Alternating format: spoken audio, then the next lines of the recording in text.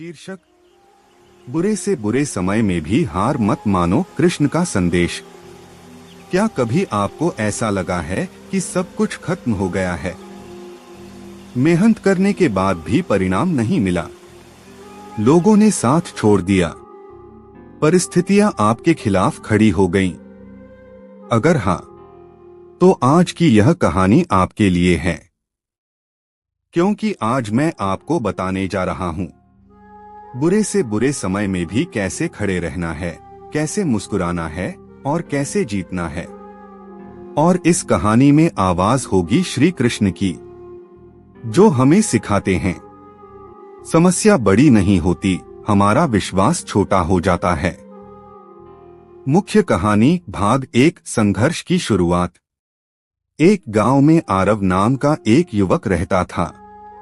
वह मेहनती था, सपने बड़े थे, लेकिन हालात छोटे थे।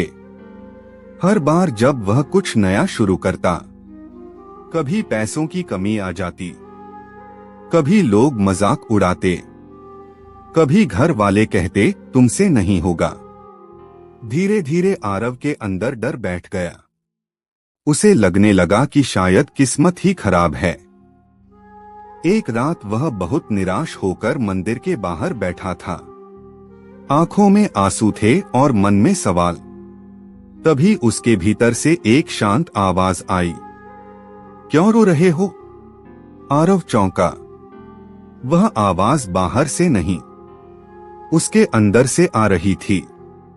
वह आवाज थी चेतना की। वह आवाज थी कृष्ण की। भाग 2, कृष्ण का पहला संदेश।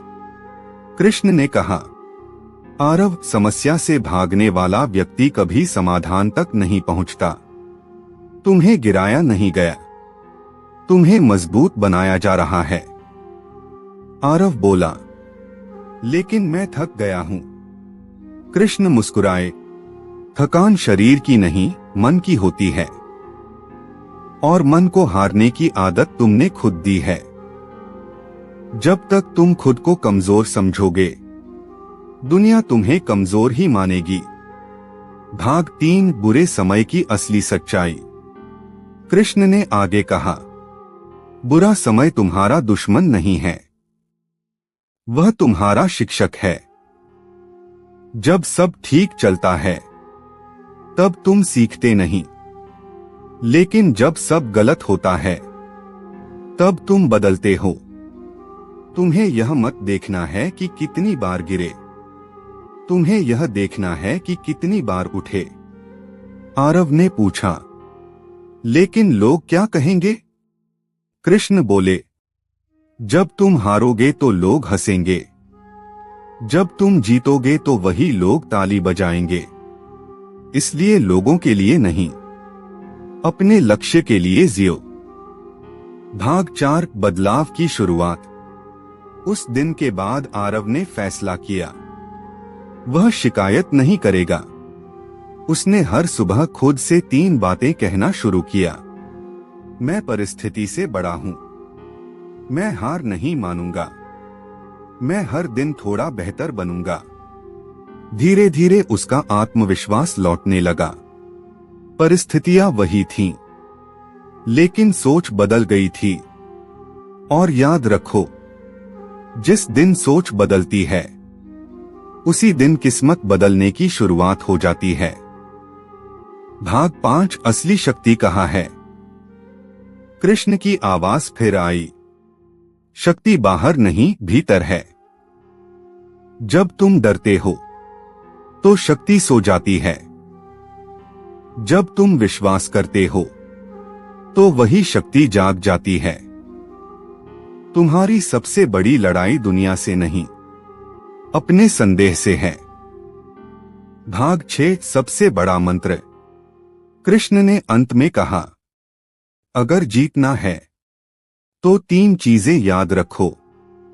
धैर्य रखो, निरंतर प्रयास करो, और खुद पर विश्वास रखो। समय तुम्हारी परीक्षा ले सकता है, लेकिन तुम्हारी मंजिल छीन नहीं सकता। क्लाइमेक्स, जीत का क्षण। कुछ महीनों बाद आरव का वही काम सफल होने लगा। जिस पर लोग हंसते थे, अब वही लोग सलाह लेने आने लगे।